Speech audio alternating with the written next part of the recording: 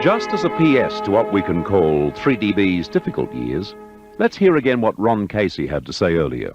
I think that probably 3DB was just a little slow to adjust to television. Words worth hearing again, because the man in question, Ron Casey, has made an indelible mark in both radio and television. But in fairness to the 3DB of 1956, when television was about to begin, perhaps television was to blame in more ways than one for a general radio decline.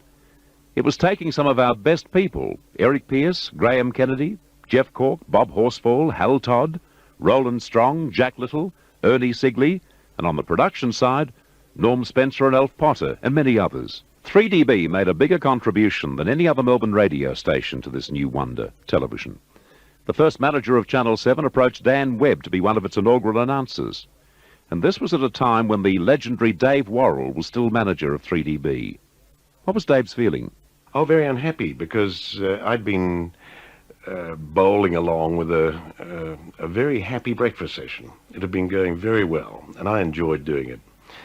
And I didn't ask, I told them, because I'd been in touch with Keith Cairns, and so I said, you know, I had a job lined up at Channel 7, and I was going to leave. Very unhappy.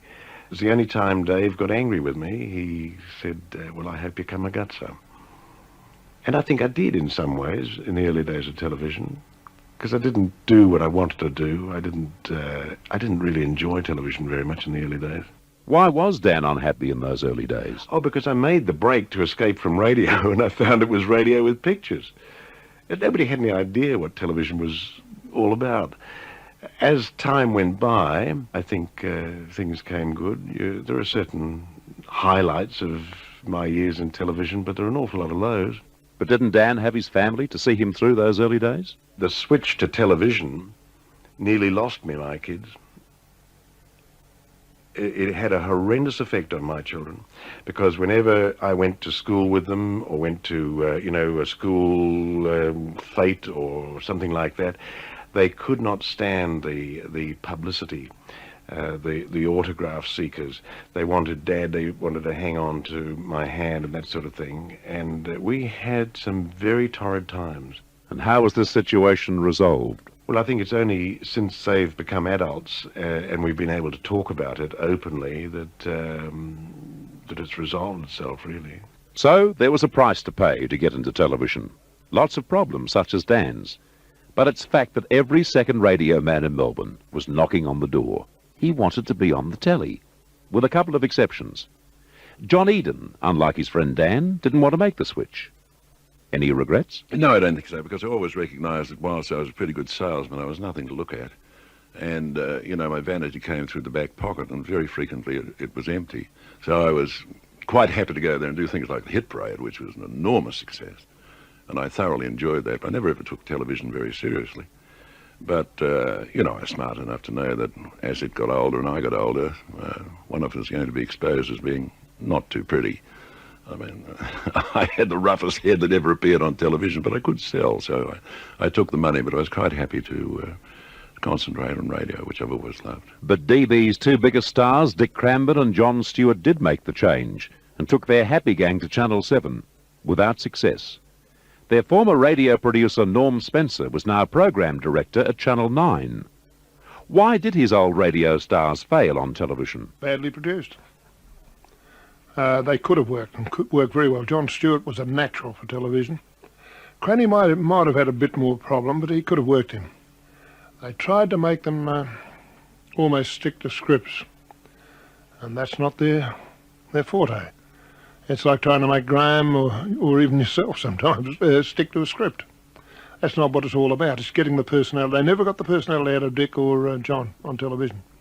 And it was wrong, because both of them had a lot of stage experience. No one enjoyed more television success than Graham Kennedy in the legendary In Melbourne Tonight. But rumour has it that Norm Spencer wanted Dick Cranbourne originally. Yes, I wanted Dick at that time. I would have taken him if I could have got him, but I couldn't get him across. And I think I could have made him succeed much more, because we had a great rapport. It took a long while for me to get it, I must say that, because Dick had come up a very hard way too, and through the racing thing and everything. But we had a great rapport in the finish, Dick and I would have loved to have taken him with me. Why didn't Dick take the chance? Oh, he'd been at DB and the Herald. The Herald had an atmosphere about it in those days. No one wanted to leave it. You know, it was like a home away from home, and it was. There's no doubt on that. I always say, I must tell you that I always said that they didn't pay well, but the only time they looked after you was when you were sick or dead. A lovely line on which to move from the Channel 9 of the late 50s to the Channel 7 of that era.